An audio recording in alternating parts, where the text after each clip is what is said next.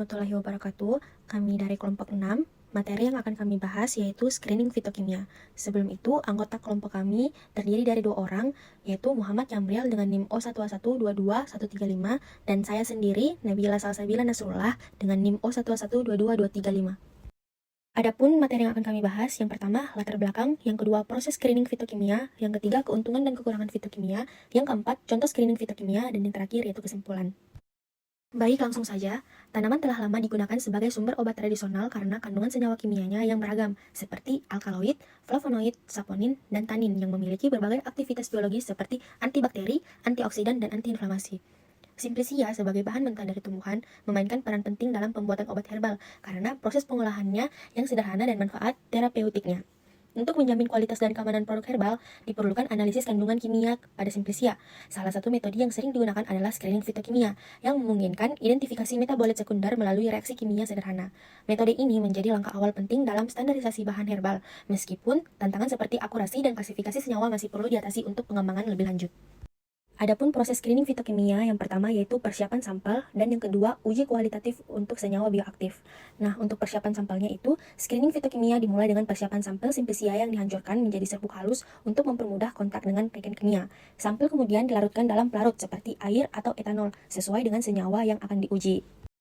Yang kedua, uji kualitatif untuk senyawa bioaktif. Yang pertama, alkaloid. Alkaloid adalah senyawa nitrogen dengan aktivitas biologis penting, seperti analgesik, antimikroba, dan anti kanker. Untuk mendeteksinya digunakan uji Dragendorf atau Mayer, yang menghasilkan pembentukan endapan berwarna seperti indikasi keberadaan alkaloid.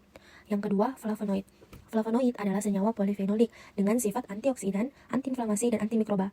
Untuk mendeteksinya digunakan uji asam klorida yang menghasilkan perubahan warna menjadi kuning atau jingga sebagai indikator keberadaan flavonoid. Dan yang ketiga yaitu saponin.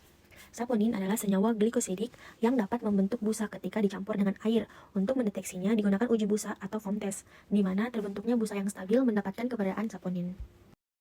Baik, selanjutnya yang keempat, tanin. Tanin adalah senyawa polifenolik yang dikenal memiliki kemampuan mengendapkan protein. Untuk mendeteksinya digunakan larutan ferric chloride yang menghasilkan warna biru atau hijau gelap sebagai indikator keberadaan tanin. Yang kelima, terpenoid. Terpenoid adalah senyawa yang memiliki berbagai aktivitas biologis termasuk antimikroba dan antiinflamasi. Untuk mendeteksinya digunakan uji Lieberman-Buchar yang menghasilkan warna biru atau hijau sebagai indikasi keberadaan terpenoid. Yang keenam, steroid. Steroid adalah senyawa lipofilik yang memiliki peran penting dalam regulasi biologis dan terapi medis. Untuk mendeteksinya digunakan uji Lieberman-Buchar yang menghasilkan warna biru kehijauan sebagai indikasi keberadaan steroid. Selanjutnya, ketujuh, glikosida. Glikosida adalah senyawa yang terdiri dari gula yang terikat dengan bagian non-gula dan sering digunakan dalam pengobatan penyakit jantung. Untuk mendeteksinya digunakan uji Keller-Kiliani yang menghasilkan warna merah atau biru sebagai indikator keberadaan glikosida.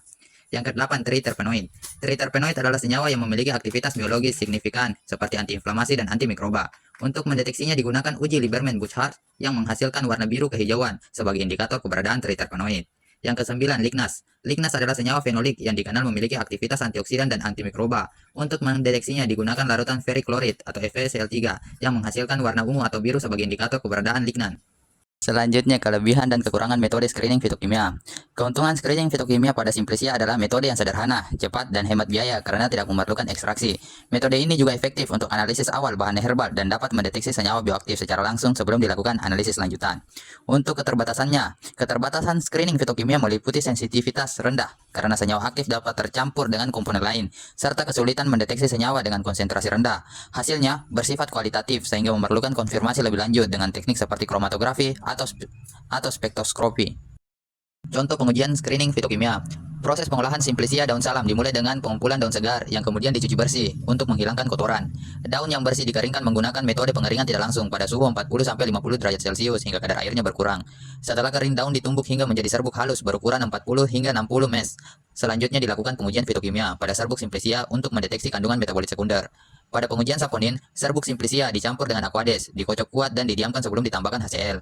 Hasil positif ditunjukkan dengan terbentuknya busa stabil. Pengujian tanin dilakukan dengan mencampur serbuk Simplicia dengan etanol 95% dan larutan FeCl3, di mana hasil positif ditandai dengan warna hijau tua. Untuk pengujian steroid, serbuk Simplicia dicampur dengan kloroform dan asam asetat anhidrat, lalu ditambahkan H2SO4 secara perlahan. Perubahan warna menjadi biru kehijauan menunjukkan hasil yang positif. Pengujian flavonoid dilakukan dengan mencampur serbuk Simplicia dengan aquades panas dan HCl, kemudian ditambahkan serbuk magnesium.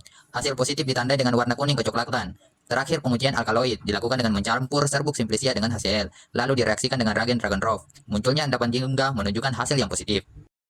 Baik, kesimpulannya, screening fitokimia adalah metode penting yang mengidentifikasi metabolit sekunder dalam simplicia yang memiliki berbagai aktivitas biologis bermanfaat. Metode ini sederhana, cepat, dan efektif untuk analisis awal bahan herbal. Namun hasil yang bersifat kualitatif memerlukan analisis lanjutan untuk memastikan akurasi. Screening fitokimia berperan penting dalam standarisasi bahan baku herbal, menjamin kualitas produk dan mendukung pengembangan obat berbasis tanaman. Berikut referensi sumber penelitian yang kami gunakan. Sekian dari presentasi kelompok dari kami.